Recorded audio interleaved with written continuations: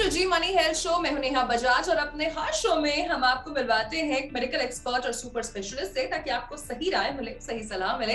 और आज जी money health show में हमारे साथ पुणे से जुड़े हैं डॉक्टर चैतन्य घोलप, जो कि एक डेंटल सर्जन है, पीडियाट्रिक डेंटल सर्जन है और डायरेक्टर है द टूथ क्लब।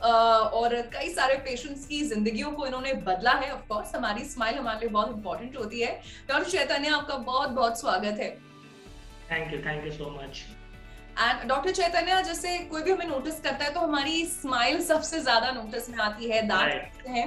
और अधिकतर आपने भी देखा होगा कि आपके पास कुछ पेशेंट्स आते हैं तो एक वो होता है कि फोटोग्राफ में हम स्माइल नहीं करेंगे, क्यों? हमारे दांत खुले हैं, दांतों में गैप है। तो सर, क्लिनिकल टर्म्स में इस गैप बिटवीन द टीथ को आप कैसे डिफाइन करते हैं? गैप्स हमारे टर्म में हम उसको डायस्टीमा बोलते हैं, और वो स्पेसिंग होता है। बेसिकली वो दो दांत के बीच में जो गैप होता है ना, स्पेसिंग होता है, उसको मतलब ये बड़ों में भी दिख सकता है, छोटे बच्चों में भी दिख सकता है। वो बेसिकली डिफर करता है, आपके जॉ साइज पे डिफर करता है, आपके टूथ के साइज पे डिफर करता है। अगर आपका जॉ बहुत बड़ा है, अगर टूथ छोटे हैं, तो बेसिकली वो स्पेसिंग यूजुअली दिख जाती है टीथ में।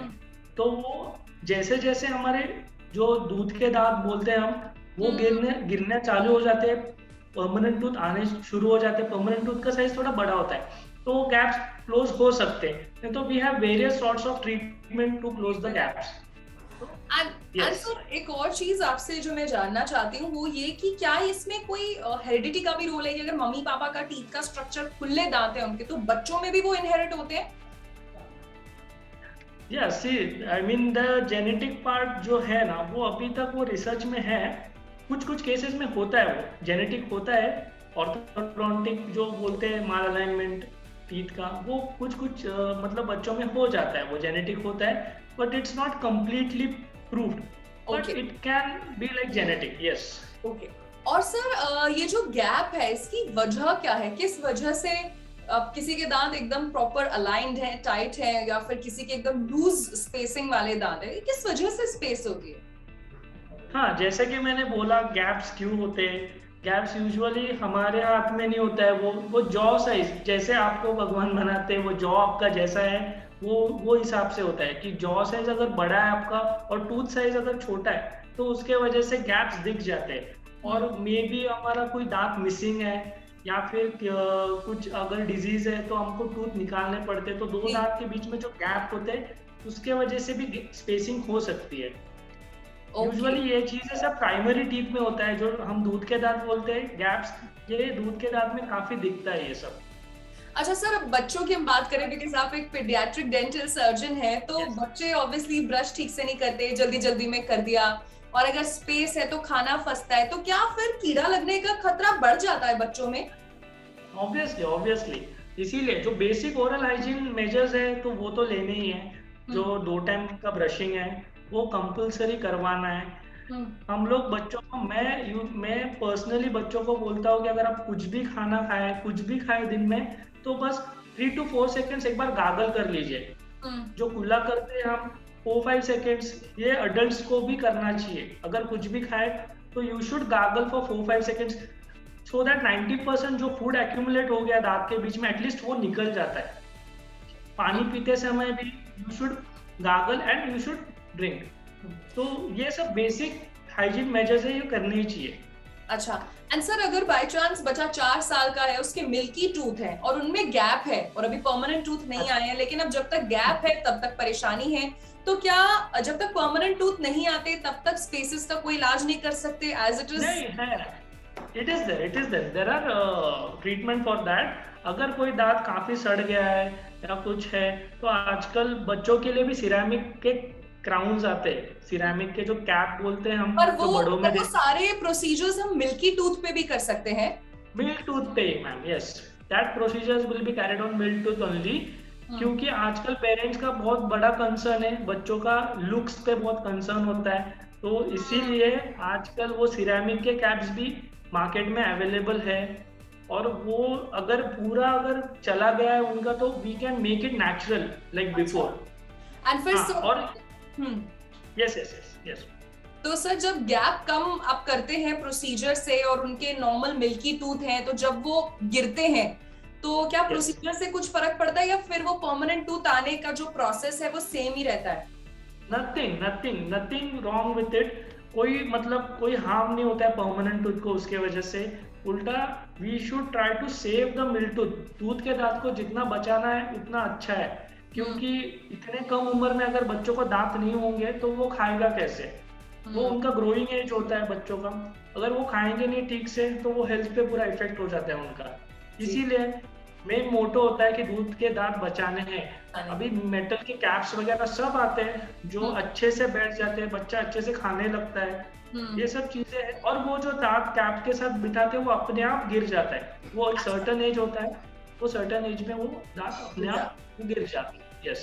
अच्छा सर, क्या एडवांटेजेस और डिसएडवांटेजेस हैं इन कैप्स के, स्पेशली अगर बच्चे के पूरे आगे के फ्रंटल टीथ में गैप है, बच्चा 3 साल का है तो आप कैप्स लगाते हैं, तो इसमें क्या कुछ सावधानियां भी बताते हैं माँ बाप को कि बच्चे को ये नहीं खाने देना है, या क्या क्या चीजें हैं? हमारे सभी दर्शकों में जितने पेरेंट्स हैं उनको आप ये बताइए।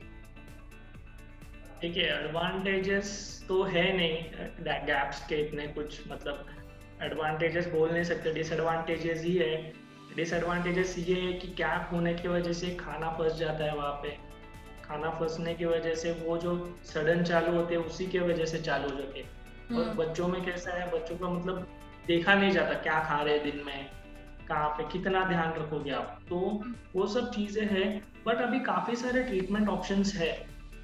और ट्रीटमेंट ऑप्शंस में से कोई एक दो ट्रीटमेंट जो आप बताना चाहें सभी व्यूअर्स को? बेसिकली देयर इज मेन जो है ऑर्थो ट्रीटमेंट, जो हम तार लगाते हैं, ब्रेसेस का ट्रीटमेंट करते हैं।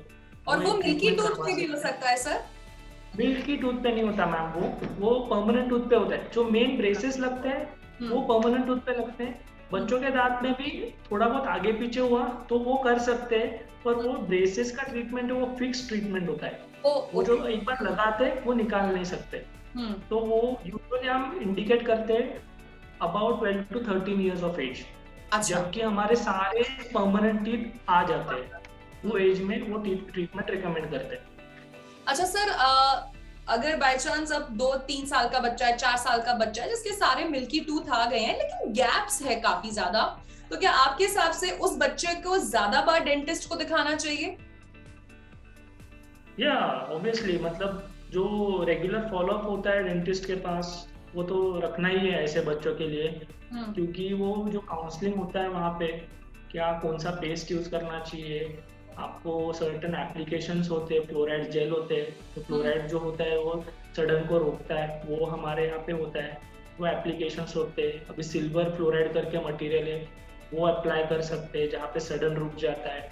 ये सब चीजें हैं, तो वो काफी सारी चीजें हैं, पर फॉलोअप तो रखना ही है डेंटिस्ट के पास। ओके। अच्छा सर, जाते जाते हमारे सभी व्यूअर्स को आप कुछ अगर टिप्स देना चाहें कि जिनके छोटे बच्चे हैं और गैप्स है, तो ऑब्वियसली खाना फंसता है, बच्चे परेशान होते हैं, ब्रश नहीं करते, तो कुछ छोटे छोटे टिप्स जो आप सभी पेरेंट्स को देना चाहें। अभी ब्रशिंग का देखो, ब्रशिंग बच्चे तो खुद से नहीं करते, तो अभी मार्केट में काफी सारे ब्रशेस अवेलेबल है। फिंगर ब्रश आता है जो पेरेंट्स लगा के ब्रश कर सकते हैं बच्चों को, और काफी सारे पेस्ट है, फ्लेवर्ड पेस्ट आते हैं। बच्चे यूजुअली फ्लेवर्ड थोड़ा रहेगा तो वो अच्छा, उनको भी थोड़ा अच्छा लगता है, काफी सारे फ्लेवर्स है। तो पेरेंट्स को ध्यान देना है बेसिकली कि बच्चे 2 बार ब्रश, उनका 2 बार ब्रश करवाया जाए, पेरेंट्स ने करवाना है। 2-3 साल के बच्चों को ब्रश पेरेंट्स ने करवाना है, क्योंकि बच्चे खुद से तो नहीं करेंगे, पेरेंट्स ने करवाना है। बच्चे इनएक्ट करेंगे, वो सब देख के सीखेंगे, और ये 2 बार एक बार आदत लगे तो बच्चों को वो जिंदगी भर हो जाएगा वो। एंड सर, क्या ब्रेसेस के ऊपर भी ब्रश कर सकते हैं जो टीनेजर्स हैं, जो गैप्स के लिए जिन्होंने ब्रेसेस लगाए हैं? यस कर सकते हैं मैम। जरा वहाँ पे आपको इंटरडेंटल ब्रशेस आते हैं, उसके लिए नॉर्मल सॉफ्ट ब्रिसल ब्रशेस आते हैं, फ्लॉसेस आते हैं। फ्लॉस वो जो थ्रेड होता है वो 2 दांत के बीच में अगर आप डालें और उसको करें तो वो सब क्लींजिंग, काफी सारे मोडेलिटीज अभी है क्लींजिंग के लिए।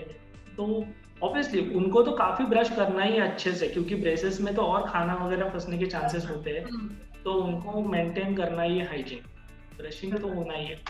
तो इसी के साथ हम थैंक यू कहना चाहते हैं डॉक्टर चैतन्य को, जिन्होंने अपने बिजी स्केड्यूल से हमारे लिए वक्त निकाला और बच्चों को अगर अच्छा डेंटिस्ट मिल जाए तो हाँ, बच्चे हर काम सीख जाते हैं। सो हम डॉक्टर चैतन्य को थैंक यू कहना चाहते हैं। Thank you so much doctor Chaitanya, आप जी मनी हेल्थ शो में जुड़े। Yes, thank you so much. Okay. तो ये थे डॉक्टर चैतन्य, जिन्होंने आज हमें बताया कि अगर बच्चों के दांतों में गैप है, थोड़ा सा एक्स्ट्रा आपको ध्यान देना पड़ेगा उनकी ब्रशिंग के लिए। खाना फंसता है और खाना फंसने से दांत सड़ सकता है, यानी कि टूथ डीके की संभावना बढ़ जाती है। मैं उम्मीद करती हूँ आपको आज का हमारा शो बहुत पसंद आया होगा, और अगर किसी और विषय पर भी आप चर्चा देखना चाहते हैं तो हमें इंस्टाग्राम पर डायरेक्ट मैसेज कर सकते हैं या फिर यूट्यूब कमेंट बॉक्स में पोस्ट करके भी बता सकते हैं। मीनवाइल मैं नेहा बजाज, जी मनी हेल्थ शो की होस्ट एंड एंकर, आपसे लेती हूँ इजाजत। मिलूंगी आपसे एक नए वीडियो में, नए एपिसोड में with a new super specialist medical expert. Till then keep watching Zee money health show, क्योंकि अच्छी सेहत हमारा वादा।